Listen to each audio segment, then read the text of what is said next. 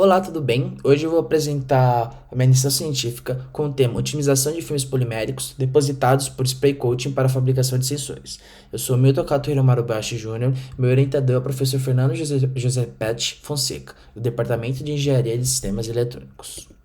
Aqui a seguir a gente tem a lista de vários autores que a gente baseou a nossa pesquisa científica.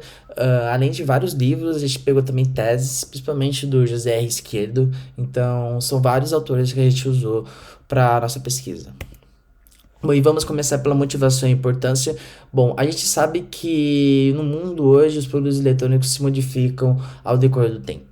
Então, a gente sempre tem que ir em busca de novos tipos de tecnologias alternativas. Hoje, atualmente, as empresas buscam por uma tecnologia mais ambiental, uma pegada mais ambiental. Então, imagine essa situação. Você pega vários lixos de garrafa PET que é comum, e a gente pega essas garrafas PET e transforma em sensores. Já pensou? Deve ser muito maneiro fazer isso. Então, essa é a principal motivação da nossa pesquisa. E a gente, depois disso, a gente pensa, tá, como esses sensores fabricados das garrafas PET vão ter uma durabilidade? Como eles vão durar? Será que vai degradar muito? Essa é a principal motivação.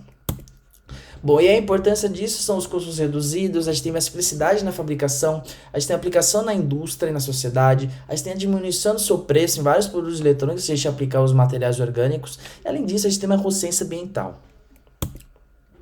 Bom, nesse trabalho, o objetivo inicial era fazer uma comparação entre o método de spin coating e de spray coating. Dessa forma, a gente ia fazer uma comparação entre os dois métodos e a gente tentar otimizar esse método de fabricação de sensores poliméricos. Só que, no entanto, o método do spray coating não deu certo, então a gente só ficou com o método spin coating. Então a gente modificou um pouco a direção e a gente foi trabalhar mais com a questão da degradação. Como esses sensores que foram fabricados pelo método spin coating se degradam ao decorrer das suas medidas. Para isso a gente usou o método óptico, em que a gente trabalhou com a técnica de espectrofotometria do VEVIS e a espectrometria Raman. Bom, a gente vai ver um pouquinho de materiais e métodos. Aqui a gente fala sobre a preparação dos sensores. A nossa camada polimétrica é de PBT-TTC14. A gente é o principal material polimérico que a gente trabalha. Aqui a gente tem uma descrição de como é fabricado essa camada polimérica e como a gente deposita. A gente tem que lembrar que o método de spin coating tem três tipos de velocidade: 600, 1200 e 1800 RPM. Então, a partir desses tipos de velocidade, a gente consegue determinar a grossura dessa camada polimérica.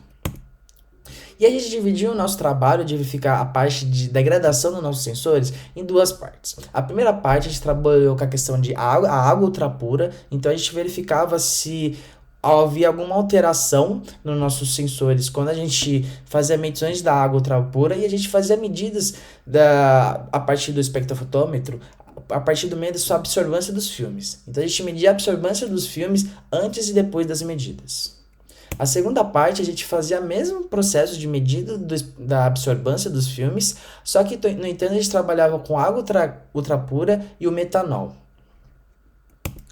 Bom, o próximo método que a gente trabalhava era o método Raman. Então, o método Raman, ele tenta identificar a constituição de material a partir da interação da luz. Então, a gente tentava identificar como o material se degradava. Se essa degradação do material da camada polimérica, ela tinha uma alteração na sua estrutura química. Então a gente faz a espectrometria Raman para ver se, segue a degradação, houve uma modificação na estrutura química, e é por meio desse método que a gente conseguia verificar o nosso objetivo. Bom, aqui são os resultados. A gente pode ver pelos gráficos que antes e depois das medidas não houve modificação. Então a gente consegue concluir que a partir da água que a gente usou, só a umidade, não há alteração na degradação dos nossos sensores. A partir só que quando a gente tem uma concentração de metanol alta, a gente viu uma degradação considerável. Então a gente pode ver que a absorvância altera. Só que quando o nível de concentração do metanol era baixa, isso não acontecia nada. Então a gente só tem foco que quando o nível de concentração do metanol era alto, há uma alteração no nosso nível de absorvência dos nossos sensores. Na espectroscopia Raman, a gente também verificou que não houve alteração na sua estrutura química. E, por fim, é nosso agradecimento do meu projeto. Eu quero agradecer à Escola Politécnica, o Laboratório GEM, o Serviço de Pesquisa pela minha bolsa, meu orientador e meus colegas.